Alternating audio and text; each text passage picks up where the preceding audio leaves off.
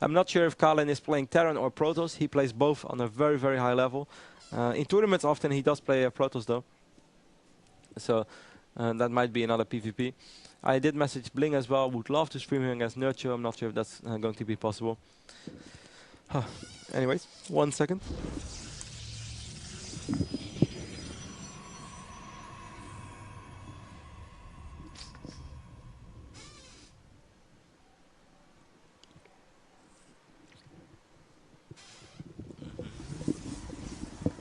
All right, I'm back in action.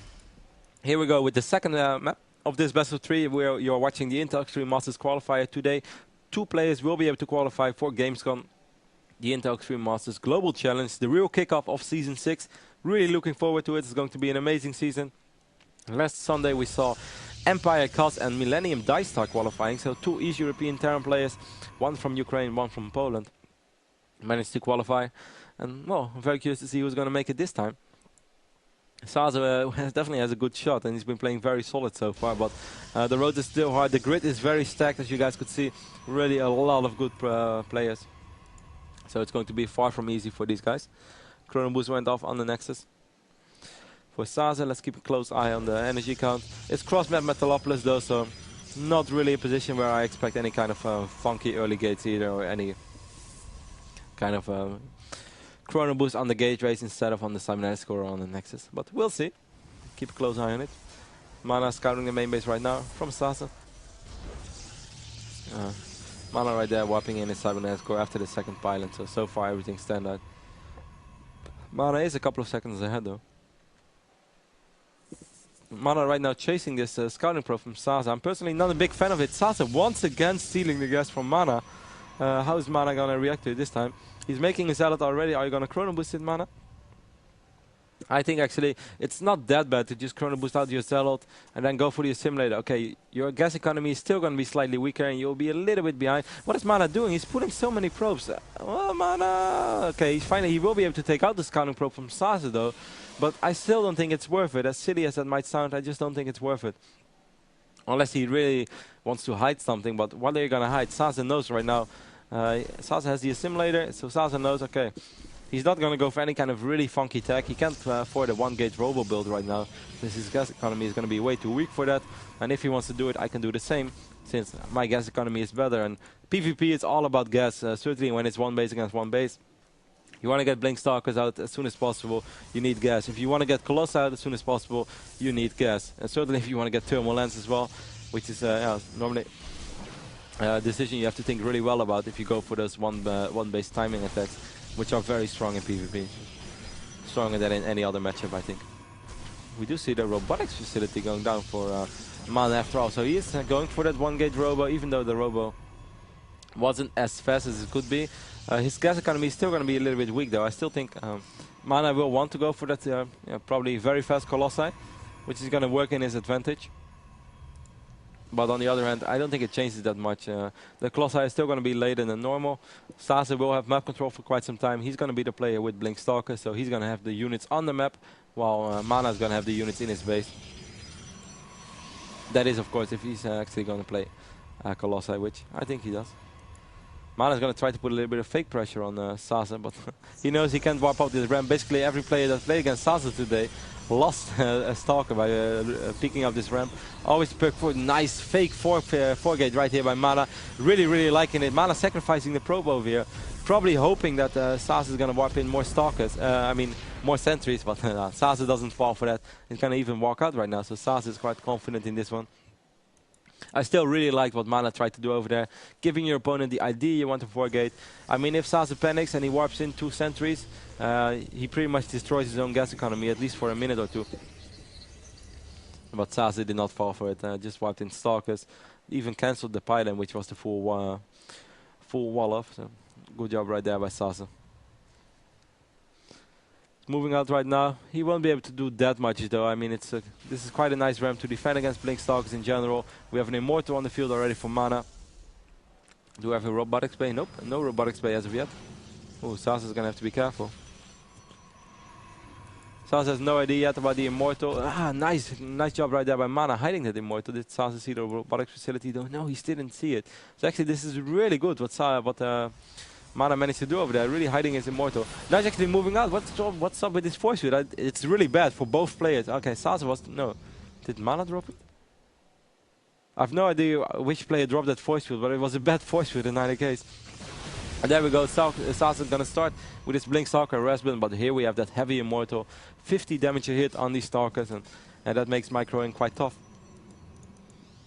Of course, you always want to... You don't want to have your Zealots as free frags, you don't want to walk them too far ahead, but you want your Zealots in general to take the damage. Even when you lose Zealots against Blink Stalker harassment, that's really no deal, no big deal. In the long run, if you actually will be able to get Colossi out, it's perfectly fine to lose a Zealot with 3, 4, even 5 if you kill like 1 or 2 Stalkers in the process. It's an excellent trade. Meanwhile, in the bottom side of the map, we do see SaSe going for his own expander, which is a smart decision. He realizing that, or he realized that going for like the blink on the high ground, that's not going to work. There's an Immortal in the field, potentially even 2, which he saw later on. You jump into Zealots with an Immortal, yeah, it's GG for your Stalkers. They are literally made from paper in that scenario. 3 Immortals now for MaNa, which is really surprising me. Now MaNa going for this kind of same style as Velma did. No force field by SaSe. SaSe force fielding way too late. Wow, SaSe was really sleeping over there. He could have had a really sick lockdown on MaNa in his main base. Now SaSe is going to lose quite some units over here. SaSe, what are you doing? He's taking a lot of damage on his Stalkers. This was quite poorly by SaSe because, guys, take into consideration that MaNa doesn't have a robotics bay, and he doesn't have a Templar Archives nor a Dark Shrine. That means that he wouldn't be able to break the force field in like forever. Sure, he would have been able to blink on the low ground since he's researching blink anytime soon as well, but he had like 4 or 5 Stalkers. SaSe would have way more Stalkers. If SaSe wasn't sleeping over here and just dropped the force fields on that ramp, this would have been extremely bad for MaNa. Now once again takes out another Stalker, and it went from something really bad from MaNa into something really good suddenly. He managed to take out the Sentry or 2, took out a couple of Stalkers. He's gonna get his own expand. Okay, it's slightly later than SaSe's, but it doesn't matter that much. Well, I mean, sure, it's still not a bad scenario for SaSe. Probably even the opposite is true. SaSe used his Observer to blink on the high ground over here. Did manage to take out 1 Python, but he is going to lose his Observer in the process. Very nice for in a PvP when you take out your opponent's Observer. Certainly when he's playing Blink Stalker, you know that it's going to take at least him another minute before the Observer comes back at the other side of the base. So yeah, it really gives you to, or kind of gives you like a comfortable feeling, brings you into that comfort zone which you want to have in PvP. It's all about feeling comfortable, knowing what your opponent is doing. Both players now getting Robotics Bay, MaNa getting it slightly before SaSe though. MaNa already mining from this assimilator. Is SaSe mining yet? Nope. But he's getting 2 assimilators now at once, so just a matter of time. No charge on the field yet.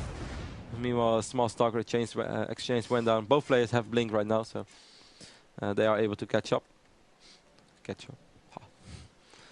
But both managed to take one down. Let's take a look at units, lost resources. Yeah, SaSe actually lost more in this game than MaNa did. MaNa right now getting a second assimilator as well. The Colossi is on his way. Or Colossus, since it's only one. Thermal lens being researched already by SaSe. Not by MaNa as of yet, even though he does have the resources to do so. I think he could afford it right now. By the time this Colossus is out and he starts mining from the second simulator, he will be able to afford a new one, and that's exactly what he does. He starts researching Thermal lens. So good job right there by MaNa. 87 supply against 89. Very close game. The first Colossi is slightly ahead for MaNa. SaSe already going for that double robo build, which is yeah, obviously a really good thing to do. If you go into this macro mode in PvP, Colossi are a key unit. More than a key unit. Colossi are everything. Colossi count is everything. The more the merrier, literally. And that's just everything that matters. SaSe realized it. Now MaNa actually moving out. If I were MaNa, I would attack really soon. SaSe is gonna, if this continues for 2 minutes, SaSe is gonna have 4 or 5 Colossi, and I think he will be able to deal with the army of MaNa. Well, MaNa on the other end, like, he has a bunch of Immortals, but those Immortals, they're just going to be relatively useless, since it's just going to be like one big engagement between a ton of Zealots and then Colossi standing behind it, and everything that's in between, Stalkers or Immortals, are just there to absorb a little bit of damage. and nothing funky. I would not be surprised either, by the way, guys, if this really goes into a PvP where you get a third base as well. SaSe will probably get a Stargate around 150 or 155 supply. Even when he's on double robo already, he's still going to get that Stargate, and then he will make a bunch of Phoenix, 6 to 8, perhaps even 10, and he will just in the fight right-click on Colossi with those Phoenix. And if you are going for like a double robo game, even though MaNa is still on one robo, but then often you don't make that many stock. Since I already mentioned before, it's going to be like one big fest between Zealots at front and Colossi in the back doing all the damage. If a player can suddenly sneak in 8 to 10 Phoenix, it's actually really good. You will be able to take out his Colossi a lot quicker than he will be to take out yours, which still means that you're going to win the battle in the long run. Since Stalkers, they don't kill Phoenix that fast, and certainly not in low count. SaSe right now at 4 Colossus. MaNa is making his way over to the other side of the map. He's going to have 3 Colossi right now, perhaps 4 by the time that this one comes out. But on that moment, SaSe is going to have 6 Colossus. SaSe 20 supply ahead right now. And let's take a look at the income tab. 47 probes against 43, so it's quite close. But this is not going to be an engagement that MaNa will be able to win.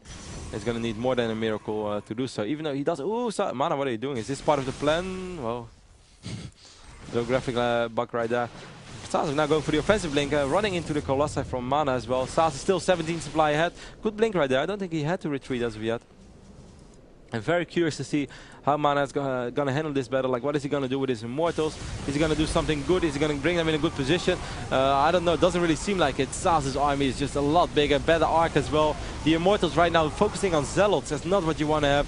Absolutely no chance for MaNa. Offensive blink right here by SaSe. Really good blink. Will be able to take out a lot of Colossi. MaNa microing for his life. But yeah, look at the Colossi in the back from SaSe. Just slowly but steady moving forward and literally taking out everything that's on their path. Colossi falling one by MaNa. MaNa only at 58 supply right now. This Warping Pylon is taking a lot of damage. SaSe still at 109 supply. Colossi count really did it, and yeah, in PvP often the player who attacks is already in a disadvantage. Sorry, we're not French. Because I mean the arc from SaSe is just perfect. All of his Colossi lined up one by one, and here are a bunch of clumped up units running in, and then yeah, the Colossus splash damage is obviously insane. And yeah, it's really hard to prevent this from when you're actually attacking. So you can pretty much only attack when you have a much bigger army or just a better army with better upgrades.